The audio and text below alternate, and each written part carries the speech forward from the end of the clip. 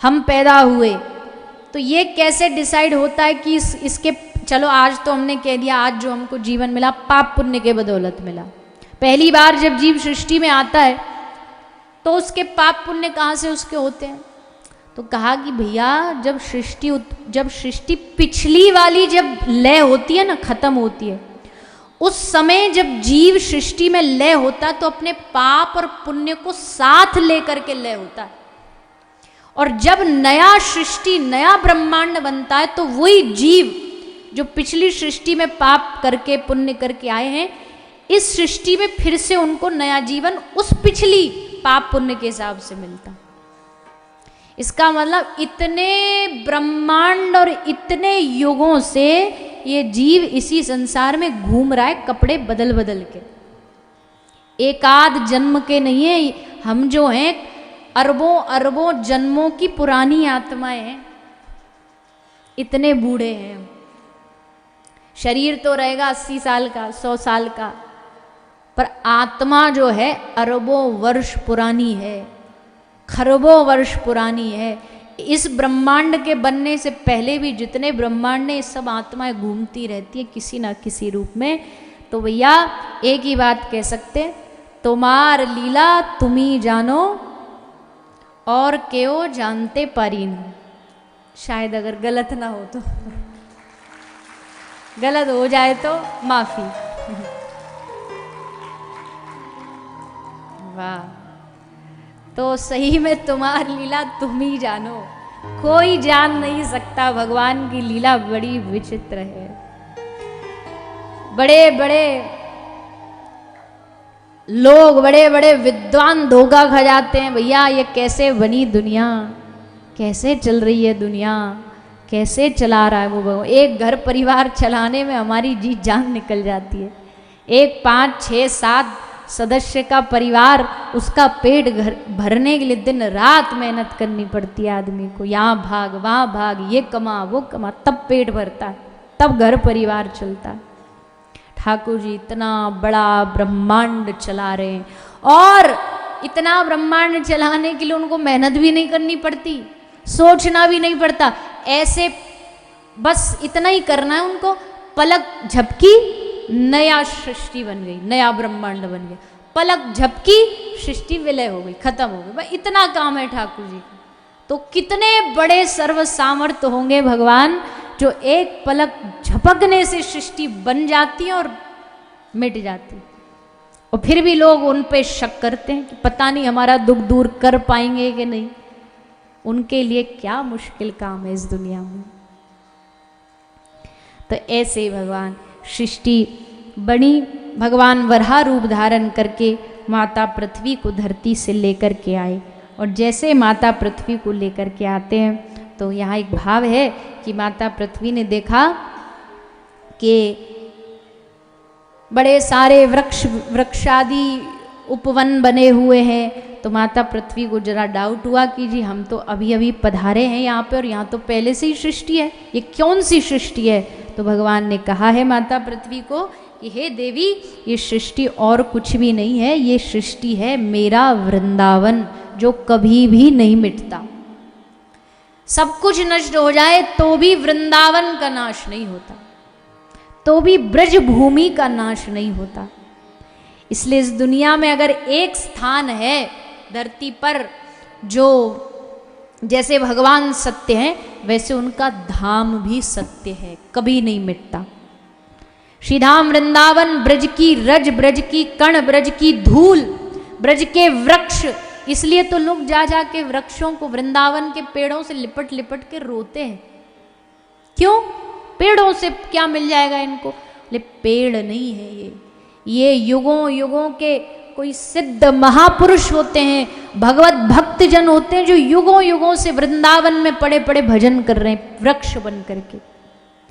इसलिए उनसे जाके मांगते हैं कि हे वैष्णव जनों, आप हम पे कृपा करो, जो हमको भी कृष्ण भक्ति मिले, जो हमको भी श्री राधा रानी का प्रेम मिले। और ये ब्रज में जाके मांगने से ही मिलता है। ये वृंदावन की भूमि पर लोट पोट लगा कर के जब तक मांगेंगे नहीं जब तक पुकारेंगे नहीं। रमन रेती लोट्यो नहीं, खियो न जमुना पान, रेमन तू जान्यो नहीं, ब्रज को तत्व महान। वृंदावन जाके बढ़िया कपड़ा पहन के, ड्रेस पहन के घुमाए, 2-4 फोटो खिंचा के आ गए, बोले हाँ वृंदावन देखा नहीं हमने, वो फेसबुक पे डाला हम वृंदावन गए थे। ऐसे थोड़ी ना वृंदावन दर्शन होता है। रमन रेती लोट्यो नहीं, जब तक वृंदावन की माटी में लोट पोट नहीं लगाओगे, जमुना जी का पान नहीं करोगे, जमुना जी स्नान नहीं करोगे, गिरिराज जी की दंडौती नहीं लगाओगे, श्री राधा रानी के बरसाने पर जाकर के जब तक चीख चीख के श्री राधा श्री राधा पुकारोगे नहीं, तब तक वृंदावन का रस नहीं मिलेगा, तब तक ब्रज का आनंद नहीं मिलेगा। और ब्रज का आनंद कैसे मिलता है? ब्रज का आनंद मिलता है रसिक जनों के संग से।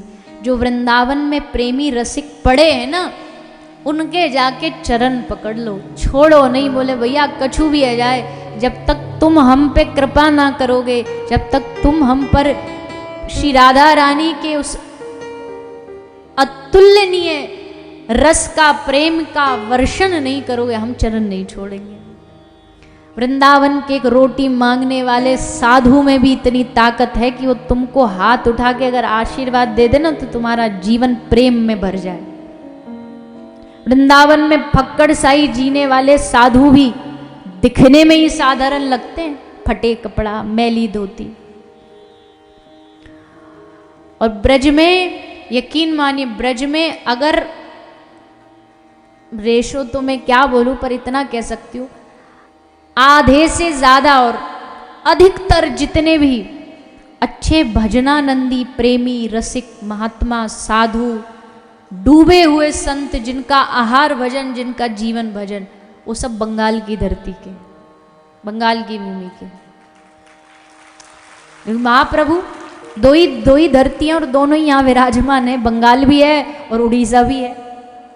उड़ीसा भी महाप्रभु दो ही जगह गए, चाहे तो उनका जीवन बंगाल में बीता, चाहे उड़ीसा में आकर के जगन्नाथ मंदिर के प्रांगण में महाप्रभु का चाहे गंभीरा हो, चाहे जगन्नाथ प्रभु का वो आशीर्वाद हो, सब दो ही जगह मिला।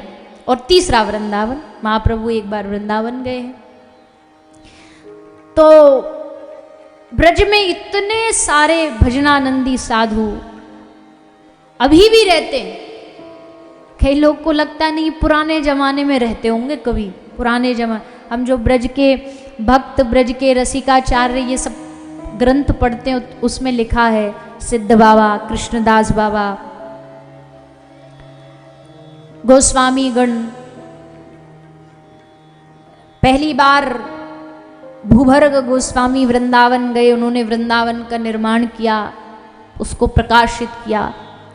लोकनाथ गोस्वामी गए, गोपाल भट्ट गोस्वामी गए, सबने जाकर के इस ब्रज का पुनः जीर्णोद्धार किया। वृंदावन, आज वृंदावन दो संप्रदायों की विशेष कृपा से है, वैसे तो सबकी आशीर्वाद है। एक तो गौड़िया महाप्रभु श्री चैतन्य महाप्रभु, और एक वल्लभ कुलीय परंपरा श्री वल्लभ महाप्रभु वल्लभाचार्य जी, उन्होंने आकर के ब्रज को प्रकाशित किया। और एक तरफ हमारे गौड़िया परंपरा के गोस्वामी गणों ने जाकर के वृंदावन को पुनः प्रकाशित किया।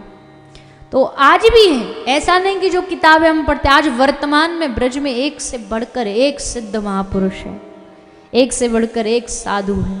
बरसाने की उन छोटी छोटी स्थानों पर, वंशीवट के उन छोटे छोटे कंदराओं में, प्रेम सरोवर के उन घाटों पर, पावन सरोवर के किनारे पर आज भी न जाने कितने साधु महात्मा छोटे छोटे कुटिया बना करके दिन रात भगवान का, श्री राधा रानी का सुमिरन कर रहे हैं।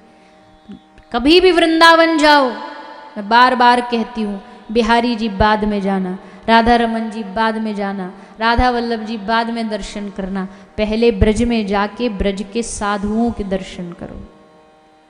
क्योंकि ऐसे ही बिहारी जी चले गए ना तो महत्व नहीं समझोगे, खेल समझोगे, खेल धक्का मुक्की, खेले कूदे भागे दौड़े बस।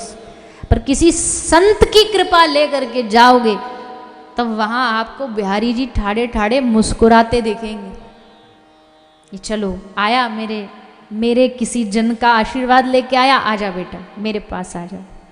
माध्यम, एक मीडिएटर चाहिए जिसको सब पता हो। ऐसे साधुओं की कृपा से जीवन में रस आता है, भक्ति आती है। वृंदावन रस की भूमि है, ब्रज भूमि प्रेम की भूमि है, ब्रज भूमि हमारी श्री राधा रानी की भूमि है। श्री राधा हृदिते रसेन जटिमाम, राधा रानी, कोई कहे कि राधा रानी वृंदावन में रहती है, नहीं नहीं, वृंदावन राधा रानी में रहता है। वृंदावन राधा रानी का हृदय है, वृंदावन राधा रानी का चित्त है, ठाकुर जी का हृदय है।